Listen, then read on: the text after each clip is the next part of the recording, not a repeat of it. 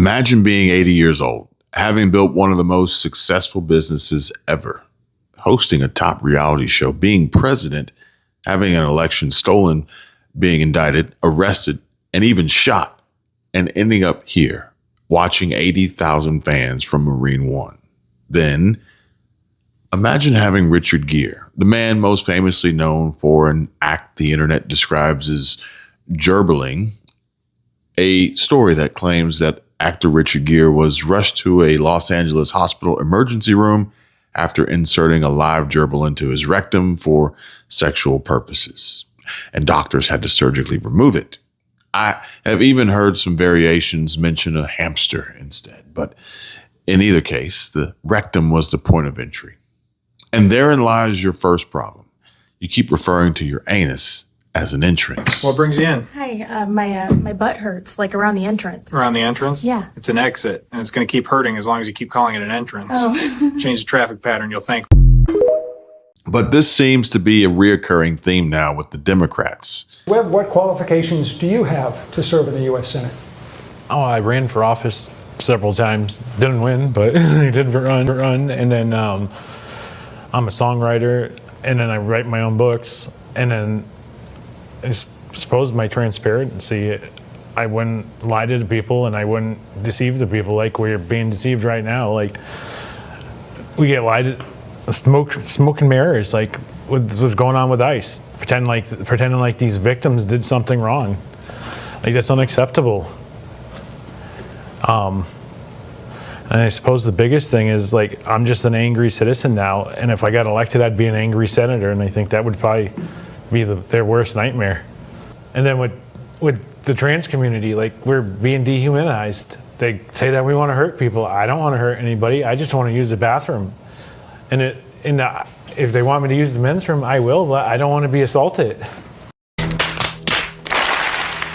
Can we get another unit to deal with Jay Lee here? He is having a breakdown. Say! Just say the right pronoun! What did you say?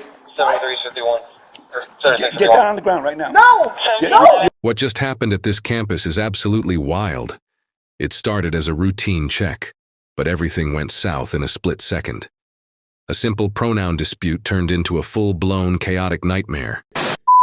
Man, that took a dark turn. Shit got twisted real fast. But picking back up where we left off, Richard Gere, the man who turns hookers into housewives, says Trump uses the same words that Hitler did, calls them vermin. They're not vermin. These are human beings. I've met them. He's never met a refugee or a migrant. These are human beings like us who are usually running from a fire of one kind or another.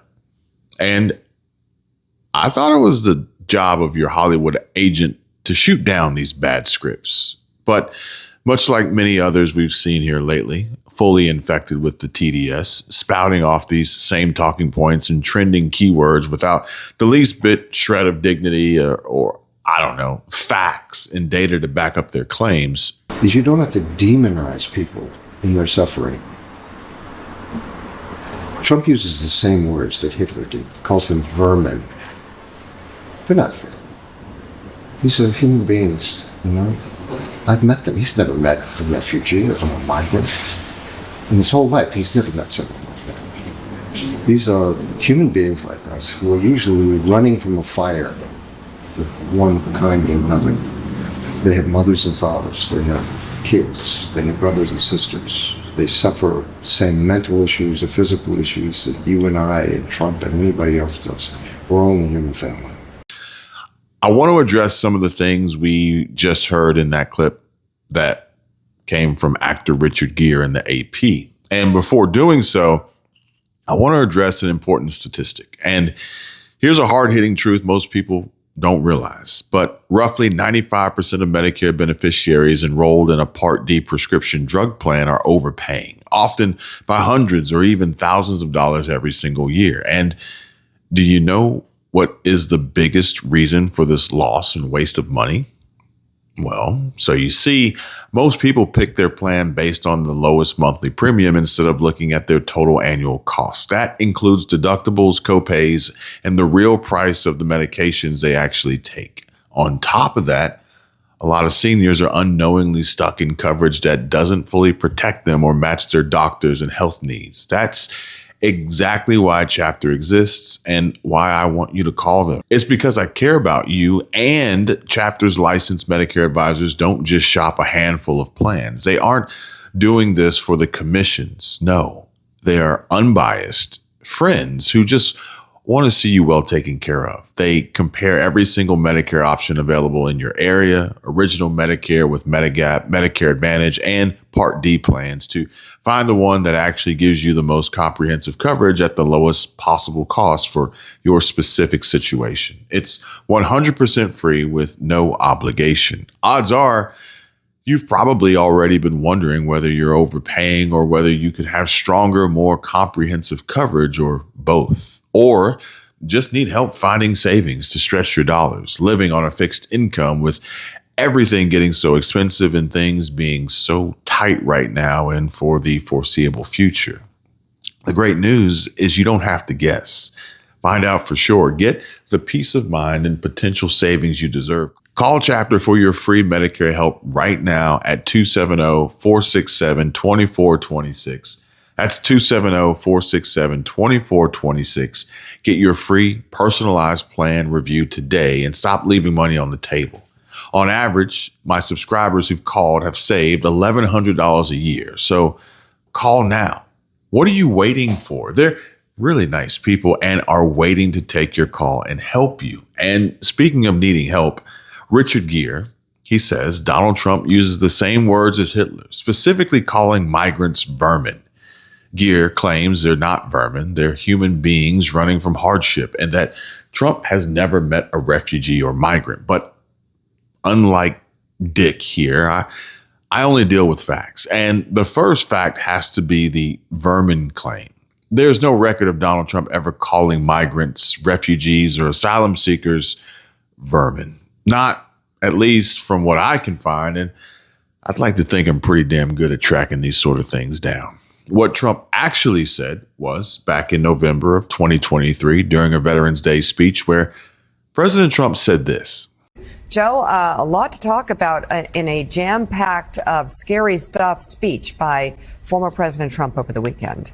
Well, I mean, there's a lot to talk about. I mean, he just reveals more about himself. The Washington Post, of course, reported a few, last week that Donald Trump basically was making an enemies list and said that if he were elected president of the United States, he would use his position as president and start going after Democrats, start going after political enemies, start going after, and it sounded like arresting even his former lawyers who no longer defend him. So you have all that talk, but you've always had this fascist talk coming from him, and it was just a week or two ago that the Anti-Defamation League and many others were concerned when he was talking about immigrants, quote, poisoning the blood of America. And of course, that's, again, it's just sort of calls for racial purity, which, of course, I find absolutely fascinating since we are a nation of immigrants.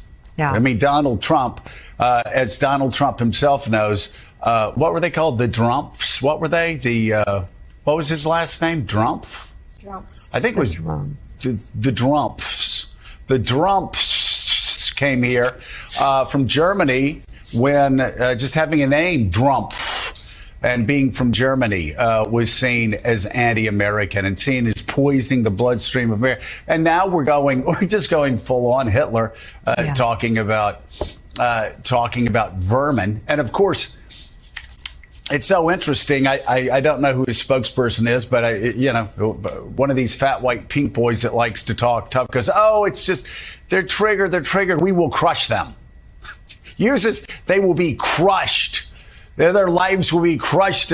So you have a bunch of weak people, a bunch of fat white pink boys, a bunch of phony populists that are going around talking tough and unfortunately making threats that those of us who love democracy, those of us who actually believe in the American experiment all these years later, have to be worried about. Yeah. And you look again, you look at the language of Donald Trump, you look at what Donald Trump says he's going to do, and you go back to Maya Angelou's saying that when somebody tells you who they are, believe them the first time. We have to believe him, and we also have to believe that this is the most important election probably since 1864.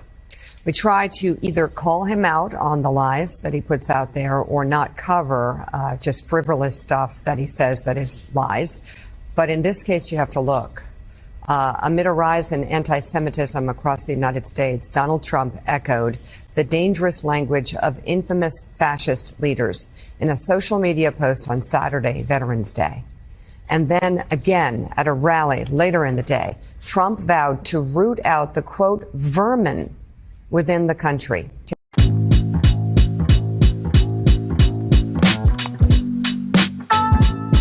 Take a look. In honor of our great veterans on Veterans Day, we pledge to you that we will root out the communists, Marxists, fascists, and the radical left thugs that live like vermin within the confines of our country, that lie and steal and cheat on elections. The threat from outside forces is far less sinister, dangerous, and grave than the threat from within. I mean, it's really unbelievable what he says. And Carlos Lozada in the New York Times this weekend wrote, Trump is running as an overtly authoritarian candidate. The illusion of pivots of adults in the rooms of a man molded by the office long gone. He is dismissive of the law, except when he can harness it for his own benefit. Mm-hmm. What's unbelievable is how the media likes to try and twist and contort any and all of Trump's words to mold them in such a way to fit their narrative. Granted, this was 2 or 3 years ago, but the same playbook is being run today. And who the hell does the media think they are to attempt to control and selectively choose to filter and suppress the president's words by not broadcasting his address to the American people? Do they really think we won't hear and see what he has to share with us verbally and visually? It's equally ironic how the same media and leftists, Democrats, socialists, and communists will die on that hill of Trump gets nothing done and is full of lies and empty promises, yet equally fear the words he speaks and the campaign promises that he pledges.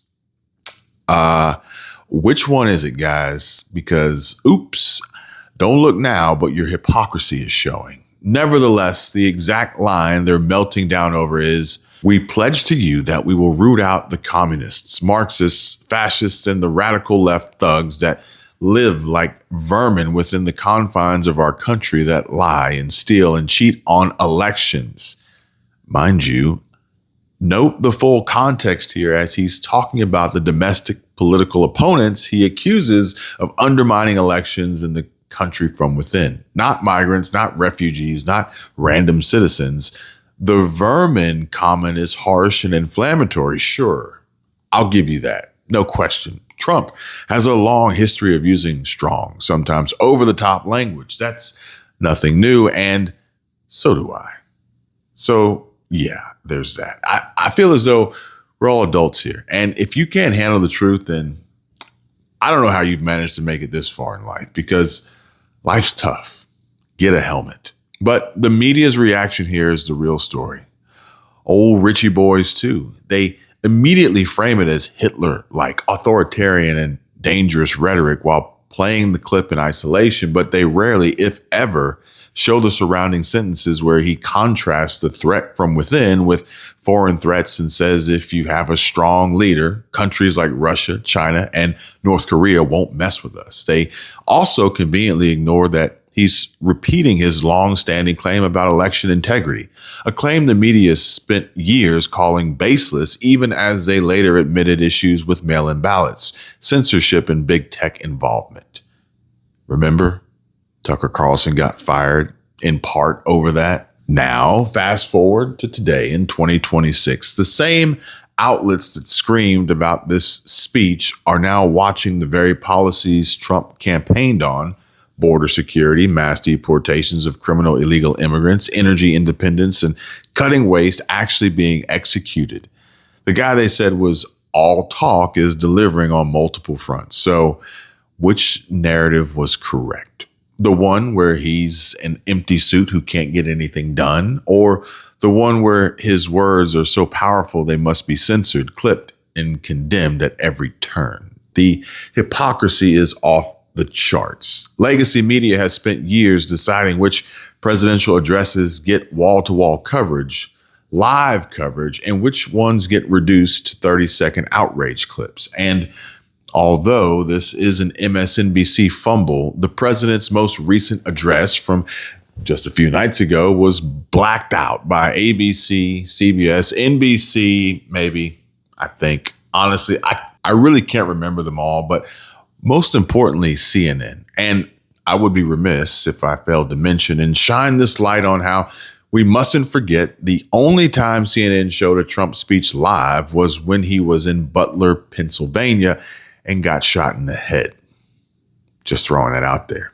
They'll all air endless panels condemning Trump's rhetoric while rarely giving the full, unfiltered speech to the audience. Then they turn around and accuse him of being anti-democratic. Hell, they even air these two just months apart, back to back. And if this doesn't make your blood boil, then we obviously don't see eye to eye and nor speak the same language, as in one breath, former president and puppet Joe Biden demands you being forced to get 2 doses of the vaccine to keep your job. And then in almost like a whirlwind days, you're hearing the CEO of Pfizer just a few months later say that 2 doses of the vaccine offers very limited protection, if any.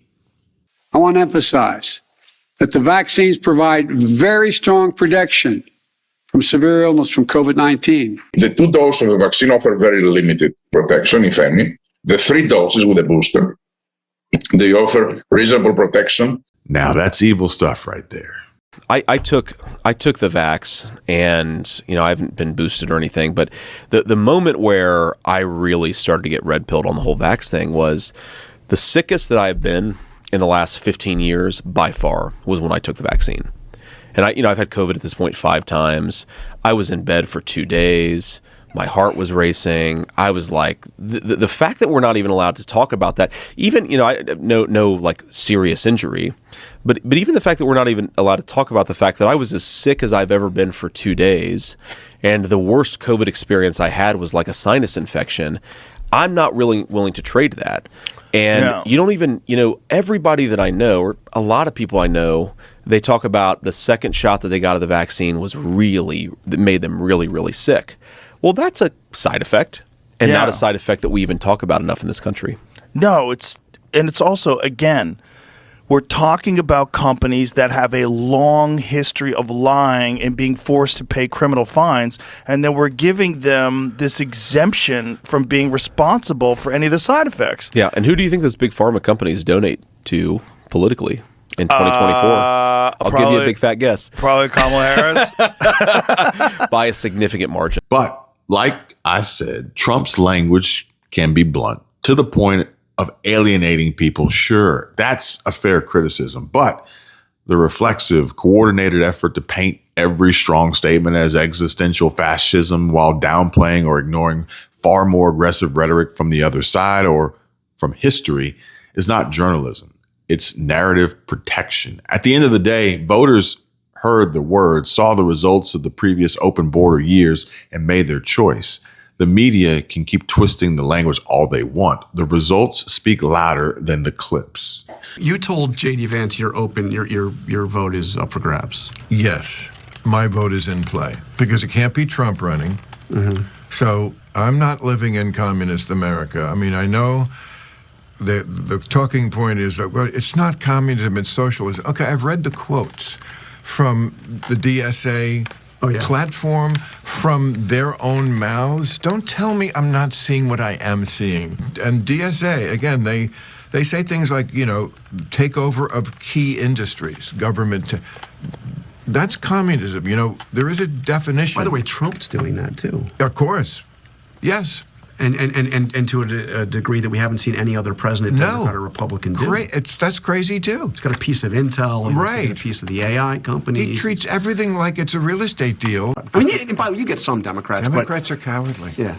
They're cowardly. Their party is being taken over now by, every day I hear about a new, very radical. I feel very good about, like 10 whenever years ago, like I did lose fans because, I wasn't going to go along with some of this crazy stuff on the left, too. I didn't change really on what I thought about the right, but I can't sit and just not notice stuff, which people seem to want to do because it's all about my team or your team. But, yeah, there's some crazy stuff, when we're cheering for the Intifada, I'm out. Well, I don't know if you saw Jay Clayton. And so, just like what Trump actually said, we pledge to you that we will root out the communists, Marxists, fascists, and the radical left thugs that live like vermin within the confines of our country that lie and steal and cheat on elections. That's the full context. He was talking about domestic political opponents he accuses of undermining the country from within, not about people crossing the southern border. These critics have deliberately mixed this line with Trump's separate comments on illegal immigration to create the Hitler comparison. Trump has historically used blunt language on illegal immigration. He has called MS-13 gang members animals. He has said illegal immigration is poisoning the blood of our country. Yes, no denying it. Those are his words. But comparing any of this to Hitler's systemic dehumanization of Jews for extermination is hyperbolic and deeply offensive and a lie, simply put. It cheapens the Holocaust, too. Richard Gere also claims Trump has never met a migrant or refugee. This is categorically false as well. Because as president, Trump visited the border repeatedly, met with Border Patrol agents, spoke with victims' families, and made immigration enforcement a central part of his administration. The idea that he's never encountered the issue is simply just not credible. Yes, migrants are human beings. Everyone agrees on that basic point. But the real question is whether every person who enters the country illegally or claims asylum is entitled to remain here regardless of the consequences. I mean, since when and in what logical state of mind does temporary mean 10 plus years and in some instances close to 30 some odd years? Many asylum claims are not genuine persecution cases either, meaning the system has been gamed. A lot of these people were being coached on what to say, released into the country with notices to appear years later, and often never show up. Catch and release, sanctuary policies, and lax enforcement have real victims, for sure. And we all know their names quite well, unfortunately. And here are just a handful of documented examples. In June 2024, 12-year-old Jocelyn Nunguri in Houston was raped and strangled. The two men charged, Venezuelan nationals, had entered the U.S. illegally near El Paso, were apprehended by Border Patrol, released into the country, and then committed this crime. Laken Riley, a 22-year-old nursing student in Georgia, was murdered while jogging on the University of Georgia campus. The killer was Jose Antonio Ibarra, a Venezuelan who entered the U.S. illegally in 2022, was caught, released, and remained in the country. These are not the only cases either. The list includes children killed by drunk illegal drivers, young women murdered in carjackings or assaults, and families shattered by repeat offenders who had deportation orders or prior arrests ignored. And I'm sure you guys can fill in the rest of the others that were not mentioned but are just as important and sad for sure.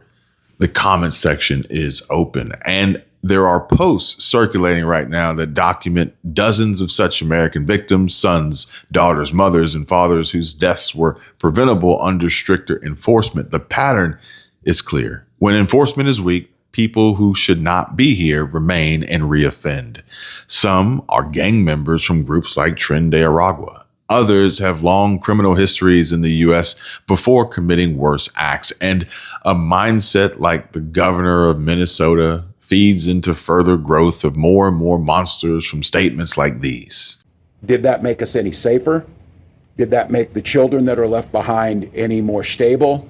Did it improve the idea that We can't all be judged by our worst day. And I want to be very clear, these are horrific crimes. They often are. And again, I don't know who's worse, him or Mom Donnie. I think that what we've found from the Republican administration has been a desire to make any and all immigration illegal.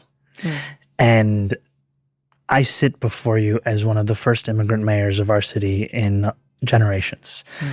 I lead a city where of 8.5 million people, more than 3 million are immigrants. And so when we're talking about legitimate claims to asylum, I think that those should be honored. When we're talking about immigration enforcement, I think that it should be humane. I talk about our pride in being a sanctuary city in terms of the policies that we practice. I'll give you an example of those policies. We are willing to work with the federal government on more than 170 serious crimes if someone has been convicted of them. What we are unwilling to do is to participate in civil immigration enforcement with a federal government that has said openly it wants to deport a vast majority of people for crimes that we will never even know. That is where I think I see the tension.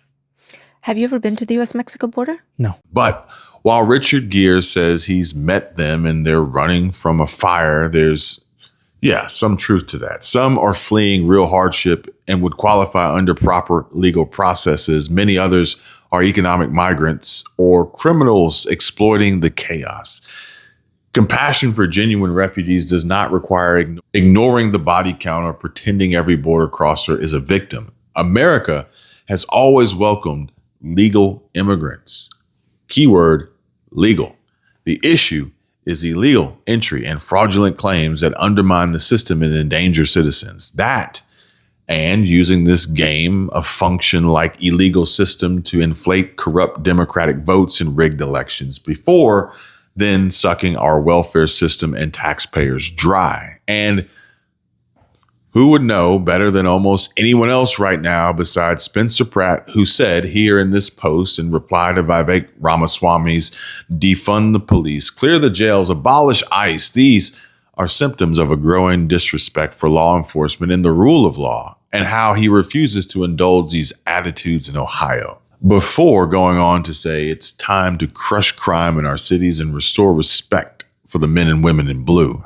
Pratt further enforces this with these very important words, which are, it's not disrespect. This is deliberate communist subversion. They're systematically dismantling the rule of law so they can hurt you with impunity and destabilize the country. Our failure to properly diagnose and address this problem is why our major cities are so screwed.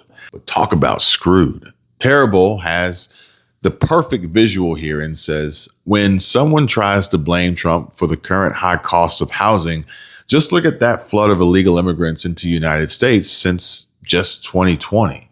In addition to, the New York Post reports with this headline here, Biden's illegal immigration surge triggered a 30% rise in home prices and another 20% jump in rents. But wait, there's more.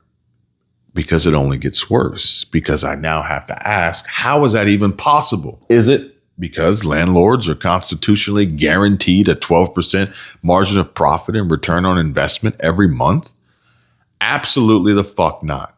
The problem we're facing in our housing system is that we talk about tenants and we say they have to pull themselves up by their bootstraps.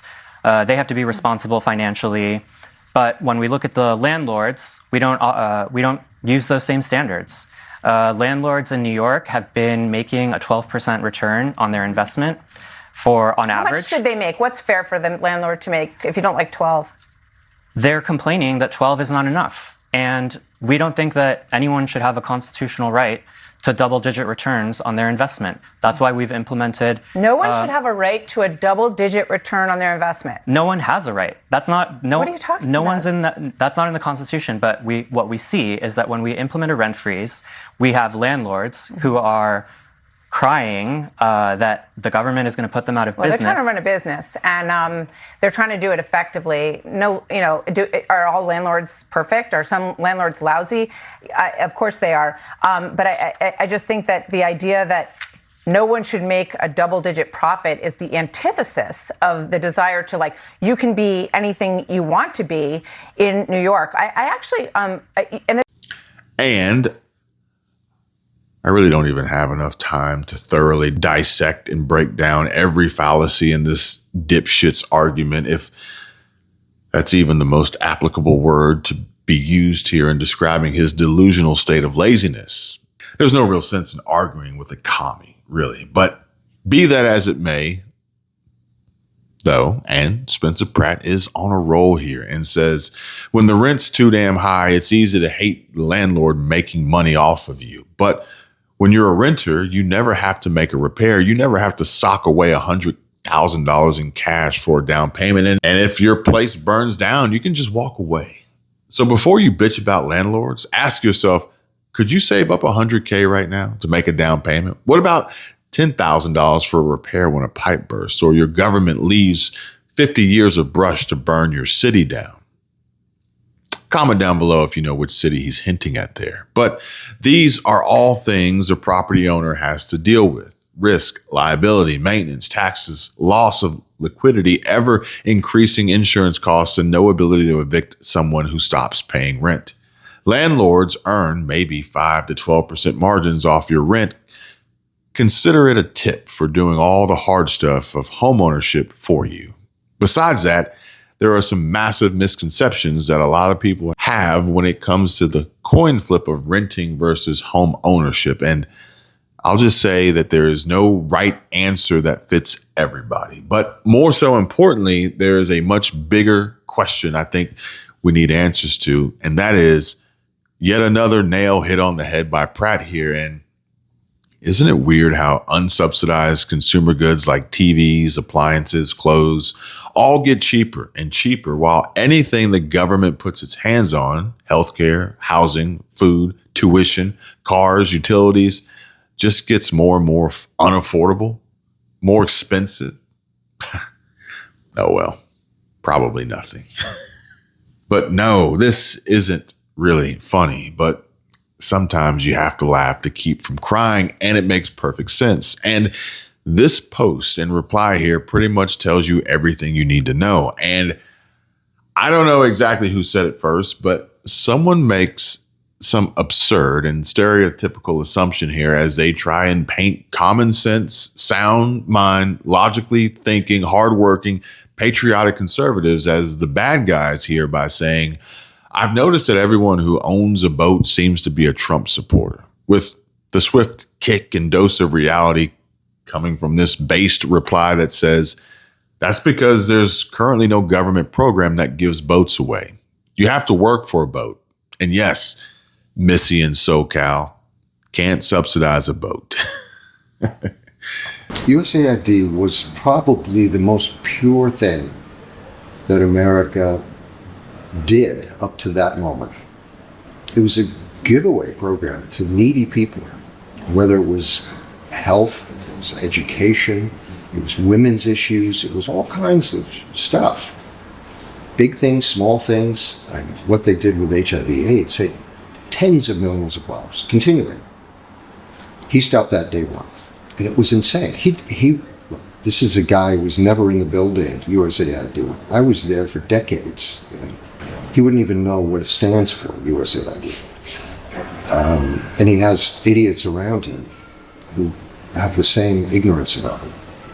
Are we ashamed of it? Yes. That was the good part of us. He keeps saying we're the wealthiest, most powerful country in the world. Well, what do you do if you're the wealthiest, most powerful? You help people. You help people who don't have health care. And I don't know if Richard Gere is ignorant and stupid rather than just spouting propaganda and reciting his lines from a script here.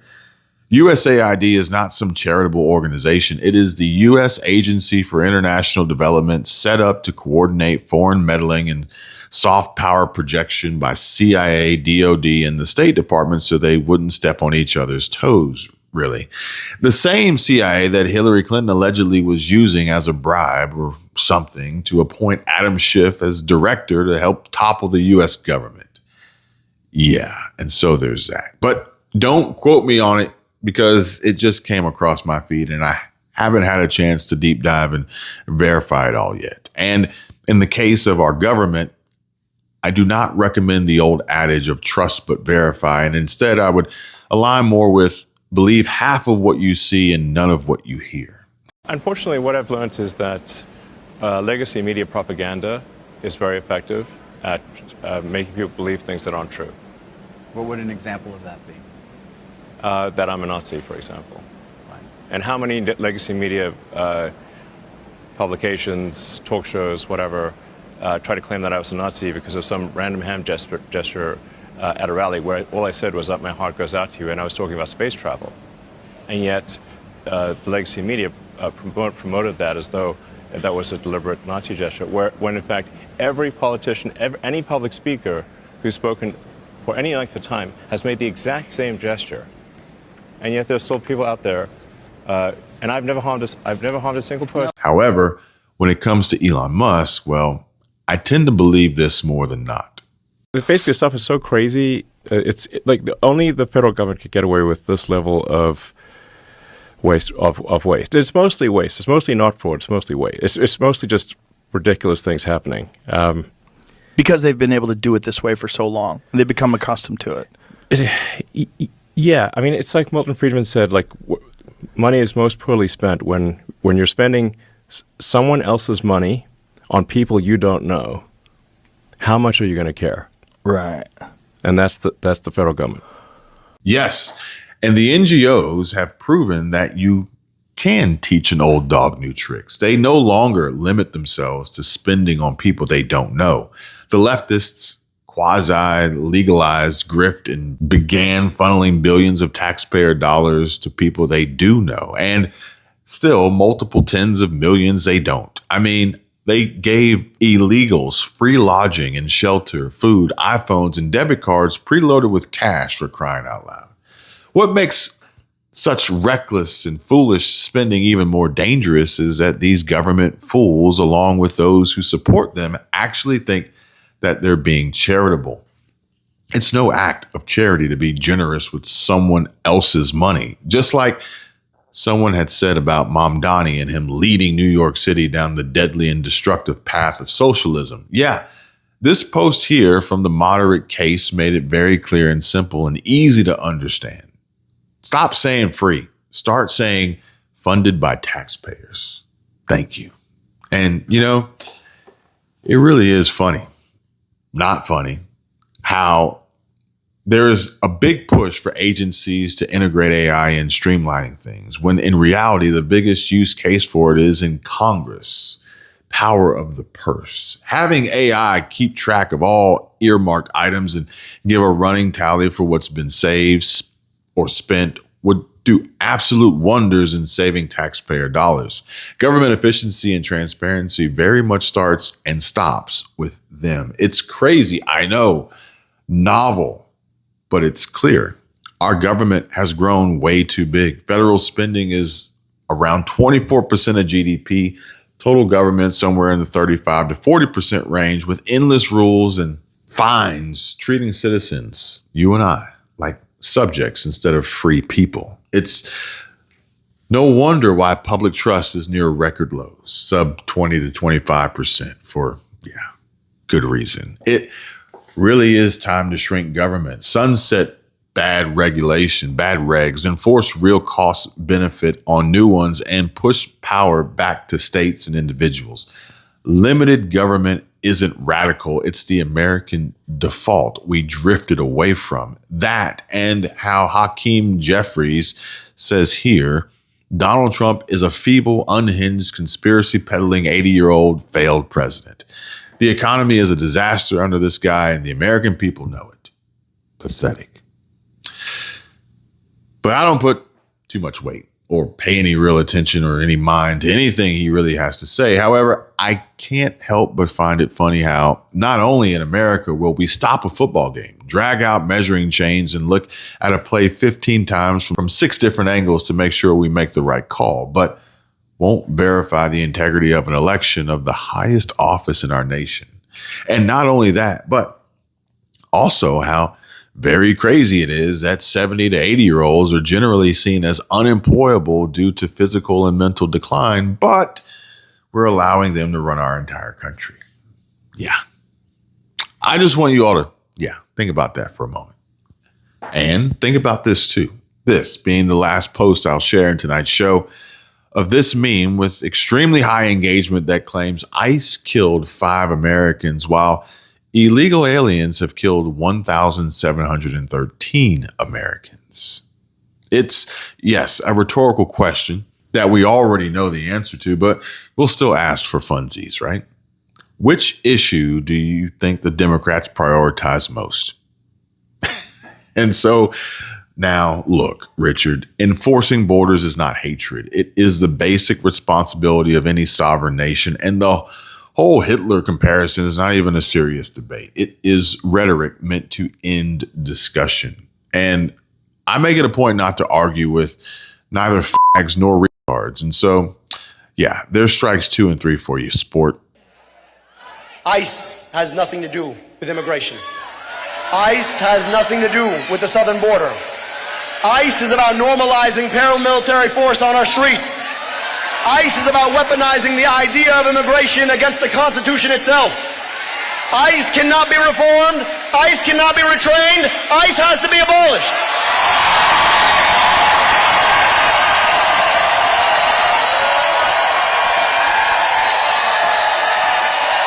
You're not getting another dime of our money. Not one more dime. Yeah, you're talking about the border. Yeah, the border needed to be closed, but that was because Biden opened it. If Biden hadn't opened it and followed Obama, who deported more people than Trump did, in Obama's term in office, over 3.1 million people were deported. How come you didn't follow that, Joe Biden? How come you didn't follow that, Democrats? How come it was okay to celebrate ICE at that particular time when when Obama was in office, and you had networks literally traveling with ICE to show you the marvelous work that they were doing, but suddenly Trump is doing it, and now it's a pariah, and ICE needs to go, and it needs to be completely banned. Why are sanctuary cities existing? Why is that? Why do you get to, implement laws that could get you to ignore federal laws? How is that? How does that benefit our country? I'm saying to ask ourselves these questions. The actual debate is only about results, which policies protect American lives and which ones do not. The evidence from victim after victim shows the cost of the latter. That is the record that matters to me, and I would be willing to bet all of you. Not celebrity sound bites. Thanks for watching yet another one of my rants.